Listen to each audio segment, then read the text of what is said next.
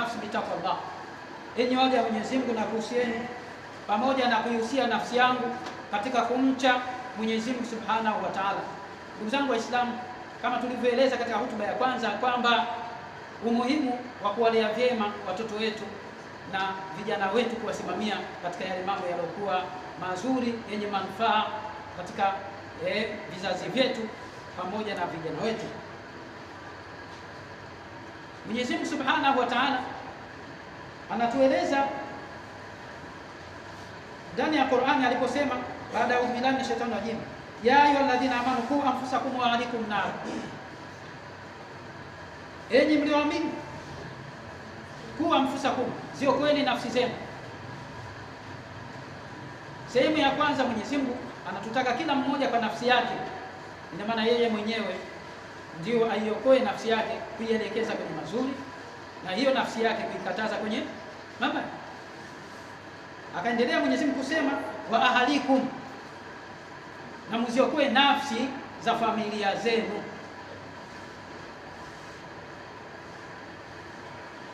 Ina maana Mungu anatutaka kila mmoja aokoe nafsi yake, lakini vile vile asimame kidete katika kuielekeza katika yaliyokuwa mema mazuri familia yake. Tunaposema familia, maana yake mke, watoto, ndio tunaowalenga kwamba katika vizazi vyetu. Mwenyezi Mungu anasema wa ahlikum nar, mziokoe nafsi zenu, mziokoe na familia zenu, mziokoe na adhabu ya moto. Ina maana utakapokuwa tumesimama vizuri kuzielekeza yaliyokuwa mazuri, basi itakuwa sisi pamoja na wao vile vile tutaweza kuepukana na adhabu ya moto.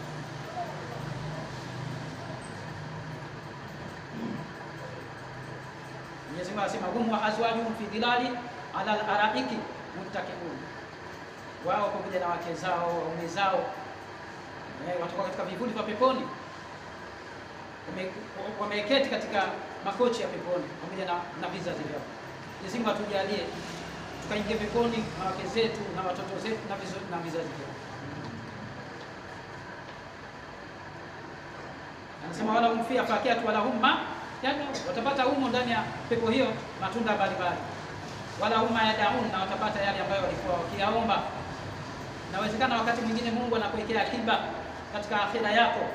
Unaweza ukamwomba vitu mbalimbali katika huu ulimwengu, Mwenyezi Mungu ikawa hajakupa, lakini akakuwekea akiba, akaja kukupa mazuri zaidi akhira, kwa maana ndani ya pepo. Mwenyezi Mungu tunakuomba katika zile dua zetu, yale ambayo hujaweza kutujibu, basi tuwekee akiba katika akhira yetu. Kinachotakiwa kusimama katika msimamo wa ibada, kuanzia nafsi zetu na familia zetu. Tusimame ndani ya ibada, kwa sababu ndio lengo ambalo tuliloombiwa. Mwenyezi Mungu anasema katika surati Dhariyat aya ya 56, Mungu anasema wama khalaqtul jinna wal insa illa liya'budun, sikuumba majini na watu ili wakae tu, illa liya'budun, isipokuwa nimewaumba wao ili waniabudu. Kwa hiyo maana yake ni kwamba maumbile yanatutaka sisi tusimame na tukae katika ibada.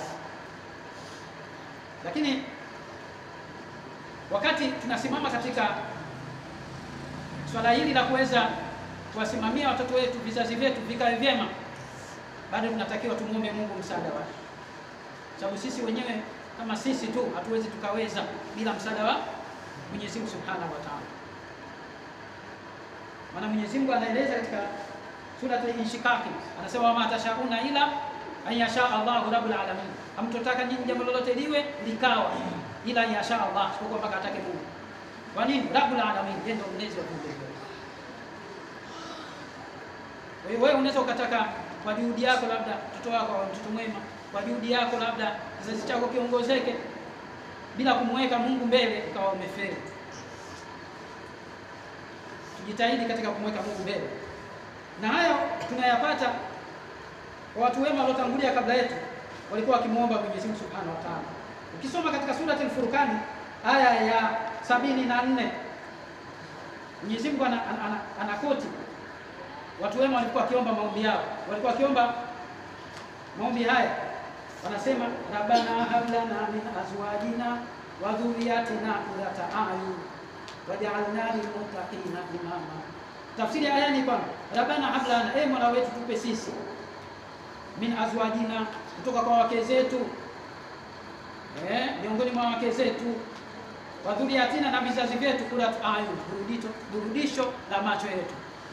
Burudisho la macho, wanachuoni wakasema kuwa ile familia iko vyema, familia iko vizuri, hata ukiitazama mwenyewe unaona raha familia yako.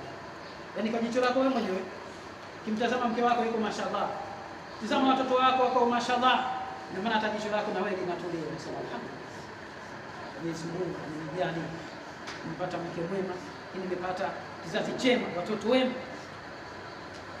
Lakini jicho lako litakuwa halituami na moyo hautulii ikiwa huna mke mwema wala huna kizazi kilichokuwa chema, moto ndani na wako. Kwa hivyo wanachuoni wakasisitiza mwenye kutaka haya ayapate, basi akajitahidi sana kuisoma dua hii. Iko katika surati Al-Furqan aya ya 74, rabbana hab lana min azwajina wa dhurriyyatina qurrata a'yun. Maana yake, ewe Mola wetu tupe sisi wake zetu, vizazi vyetu, qurrata a'yun, liwe ni burudisho la macho. Yaani tukiwatazama basi macho yetu yawe yanaburudika.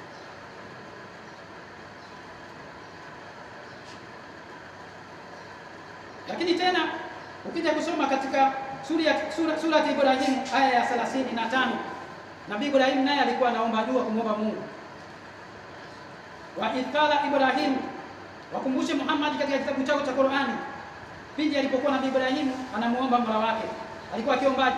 Rabbi ja'al hadha baladan amina, ewe Mola wangu ujalie huu mji wa Maka uwe ni mji wenye amani.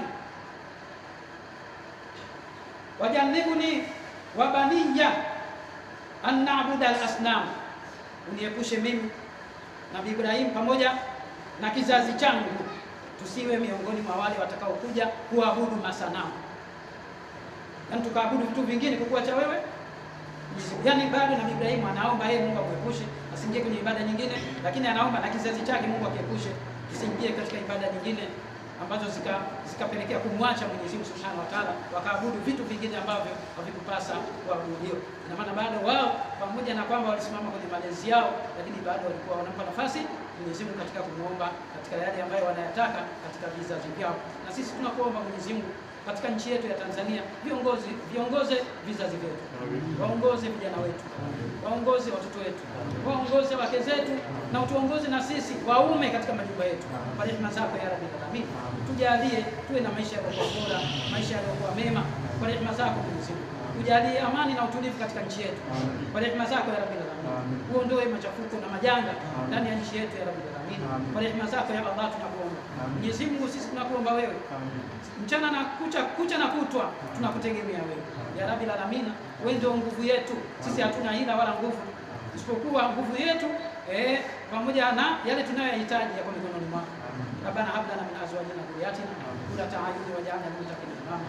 Allahumma ighfir lana wa muslimin, Allahumma ighfirna min sharri masa'ib ad-dunya wa din, Allahumma ajil bi fadlika alaina wa ala kafati jami'il muslimin, wa'fu 'anna waghfir lana warhamna, anta mawlana fansurna 'ala al-qawmi al-kafirin ya Rabbil Alamin. Allahumma ighfir lil mu'minina wal mu'minat wal muslimina wal muslimat al-ahya'i minhum wal amwat bi rahmatika ya arhamar rahimin ya Allah ya Karim. Allahumma an sahabati Rasulullah sallallahu alaihi wasallam ajma'in, Sayyidina Abu Bakr as-Siddiq wa Umar al-Faruq wa Uthman bin Affan wa Ali ibn Abi Talib wa Sa'd Sa'id wa Zubair ibn Awam wa Sayyidina al-Hasan wa Husayn Fatima bint Rasul Khadijah Rasul wa ashabi al-muhajirin wal ansar ridwanullahi ta'ala alaihim ajma'in bi rahmatika ya arhamar rahimin walhamdulillahi rabbil alamin wa aqimus salat.